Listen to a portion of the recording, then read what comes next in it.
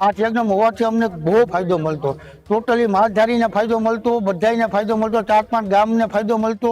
4-5 ગામમાં તરના પાણી લાગતા હોય એમાં બધાને પાણી પૂરું પડતું। એના બદલે અમારે કોઈ જાતનો અહીંયા અમારા આ ચેકડેમને અમે તંત્રને વારંવાર રજૂઆત કરી, પણ કોઈ રજૂઆત સાંભળતા જ નથી તંત્ર અમારું। અમારા ટાણે વરસાદ ખેંચાયો છે ને આ ચેકડેમ હાજો હોત તો ભરાઈ ગયો, તમને કેટલો ફાયદો મળે ટાણે। વરસાદ થયો તો પાણી આવ્યું હતું, પણ ડેમ તૂટેલો હોવાથી પાણી નીકળી ગયું। આ ચેકડેમ છેલ્લા ઘણા સમયથી તૂટી ગયેલ હોય, જેને કારણે 5 થી 6 ગામના ખેડૂતોને આ સિંચાઈનો લાભ મળતો હતો, ત્યારે હવે મળતો નથી। આ બાબતે રજૂઆત કરેલ તો અધિકારીઓ એમ કીધું કે આની કોઈ ફાઇલ જ નથી। તો આ ચેકડેમ ફાઇલ ન હોય તો કોણે રિપેર કર્યો શું છે એવી અમારી પાસે કોઈ ઓફિસમાં આનું રેકોર્ડ જ નથી। તો અમારી માગણી એવી છે કે આ ચેકડેમ કોણ બનાવી ગયું છે? ભગવાન આવીને બનાવી ગયા છે કે આ ચેકડેમ તાત્કાલિક જો રિપેર કરવામાં આવે તો 5 થી 6 ગામના ખેડૂતોને સિંચાઈનો લાભ મળે અને આ ચેકડેમનું પાણી આખું વર્ષ આ ખેડૂતોને લાભ મળે।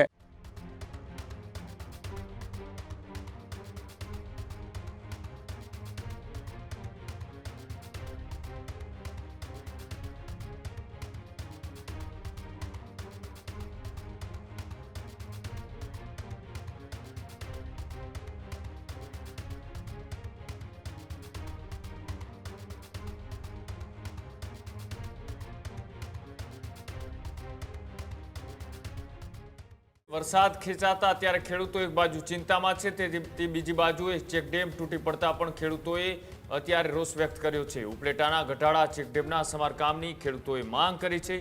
ભારે વરસાદમાં જે તૂટ્યો મોજ નદીનો ચેકડેમ અને 7 ગામના ખેડૂતોએ પાણી માટે અત્યારે હાલ ચિંતિત છે।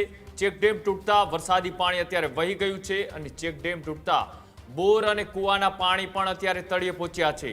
વાવેલા પાક પર પાણીના અભાવે અત્યારે ખેડૂતો માટે એક સંકટ ઊભું થયું છે। ગઢાળા સહિત 7 ગામોને ચેકડેમથી મળતો હતો એ લાભ અત્યારે બંધ થઈ ચૂક્યો છે। તાત્કાલિક સમારકામ કરવા ગ્રામજનોએ માંગ કરી છે। ચેકડેમની ફાઇલ ન મળ્યાનો તંત્રનો દાવો। વર્ષો જૂના ચેકડેમ અંગે તંત્ર અજાણ હોવાની પણ આક્ષેપ। ખેડૂતોમાં પાક બચાવવાની ચિંતા અત્યારે હાલ વધતી દેખાઈ રહી છે।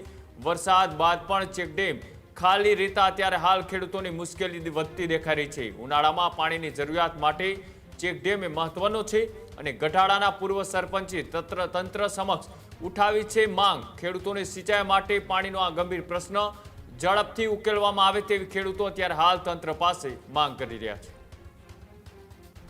અમારા ચેકડેમ તૂટી ગયા પછી બહુ જ પ્રોબ્લેમ થાય છે। અમારે એક તો તર પાણી વાઈ માટે તર પાણી હોઈ ગયા, સમજી લેજો। આ ચેકડેમ હોવાથી અમને બહુ ફાયદો મળતો, ટોટલી માછધારીને ફાયદો મળતો, બધાને ફાયદો મળતો, 4-5 ગામને ફાયદો મળતો। 4-5 ગામમાં તરના પાણી લાગતા હોય એમાં બધાને પાણી પૂરું પડતું। એના બદલે અમારે કોઈ જાતનો અહીંયા અમારા આ ચેકડેમને અમે તંત્રને વારંવાર રજૂઆત કરી, પણ કોઈ રજૂઆત સાંભળતા જ નથી તંત્ર અમારું। કેટલા ગામોને આ 4-5 ગામ લોકો 4-5 ગામને ઉપયોગી થાય છે। કેવી તકલીફ પડે? બહુ જ તકલીફ પડે। અતિશય ઉનાળામાં આ ચેકડેમ તમારે કેટલો પાણીનો તરનો ફાયદો છે। અમારા ટાણે વરસાદ ખેંચાયો છે ને આ ચેકડેમ હાજો હોત તો ભરાઈ ગયો, તમને કેટલો ફાયદો મળે ટાણે। અટાણે અમારે પાણી હાવ ઓછા થઈ ગયા તરમાં, એકદમ હાવ, સમજી ગયા। તમારી માંગ? અમારી માંગ છે કે તાત્કાલિક આ ચેકડેમ બનાવે। છેલ્લા 2 વર્ષથી આ ચેકડેમ તૂટી ગયું છે। તમે જોઈ શકો કે આ ડેમમાં વરસાદ થયો તો પાણી આવ્યું હતું, પણ ડેમ તૂટેલો હોવાથી પાણી નીકળી ગયું। અત્યારે વરસાદ પણ નથી તો આ બાજુના 5-6 ગામના જે ખેડૂત છે એ બધાને મોટી તકલીફ છે, કારણ કે તરમાં પાણી વયા ગયા, ડેમમાં પાણી નથી અત્યારે નદીમાં, અને વરસાદ પણ નથી તો તર ઊંચા આવ્યા નથી। જેથી કરીને અમારી માંગ એવી છે કે આ ચેકડેમ રિપેર કરે તો આવનારા વર્ષોમાં અમને આ ભર્યું હોય તો એટલા આજુબાજુના 5-6 ગામના ખેડૂતને આ પાણી કાયમ આવે। આજે જે ગામની બાજુમાં આવેલ મોજ નદી, આ મોજ નદીની અંદર જે ચેકડેમ આવેલ હતો, આ ચેકડેમ છેલ્લા ઘણા સમયથી તૂટી ગયેલ હોય, જેને કારણે 5 થી 6 ગામના ખેડૂતોને આ સિંચાઈનો લાભ મળતો હતો, ત્યારે હવે મળતો નથી। ત્યારે અમારી સરકારમાં એવી માગણી છે કે આ ચેકડેમ જો તાત્કાલિક રિપેર કરવામાં આવે તો 5 થી 7 ગામના ખેડૂતોને આનો લાભ મળે। ત્યારે અમે અધિકારીઓને આ બાબતે રજૂઆત કરેલ તો અધિકારીઓ એમ કીધું કે આની કોઈ ફાઇલ જ નથી।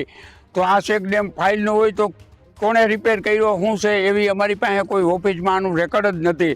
તો અમારી માગણી એવી છે કે આ ચેકડેમ કોણ બનાવી ગયું છે? ભગવાન આવીને બનાવી ગયા છે। આજે તંત્રમાં જો આનું કોઈ રેકોર્ડ ન હોય એ કમનસીબી કહેવાય। ત્યારે અમારી સરકારમાં એવી માગણી છે કે આ ચેકડેમ તાત્કાલિક જો રિપેર કરવામાં આવે તો 5 થી 6 ગામના ખેડૂતોને સિંચાઈનો લાભ મળે અને આ ચેકડેમનું પાણી આખું વર્ષ આ ખેડૂતોને લાભ મળે. ત્યારે તાત્કાલિક જો આ ચેકડેમ રિપેર થાય એવી અમારી માગણી છે. ખેડૂત ભાઈઓ છે એ ખેતરમાં ડ્રોન ઉડાવતા હોય છે ત્યારે આપને એક પ્રશ્ન સતાવતો હોય છે કે જે આપણે અત્યાર સુધી જીપીએસ ટેકનોલોજી વાળા ડ્રોન વાપર્યા છે, જેથી કરીને મોબાઈલ ટાવર છે અથવા તો હાઈ ટેન્શન લાઈન પસાર થતી હોય, કોઈ વૃક્ષો હોય, ત્યારે જે જીપીએસ ટેકનોલોજી વાળા ડ્રોન છે એમાં ટકરાય અને ટ્રેસ થાય છે. પણ એગ્રીવન લાવ્યું છે GNSS ટેકનોલોજી ડ્રોન, જેથી કરીને એ ડ્રોન છે એ કોઈ જગ્યાએ ટકરાય નહીં, પોતાની રીતે જ ડિસિઝન લે છે અને મૂવ થઈ જાય છે, જેથી કરીને GNSS ટેકનોલોજી ડ્રોન છે એ વાપરવાનો આગ્રહ રાખો. આ જ પ્રકારની તમામ અપડેટ જોવા માટે ન્યૂઝરૂમ ગુજરાતને લાઇક, શેર અને સબસ્ક્રાઇબ કરવાનું ભૂલતા નહીં.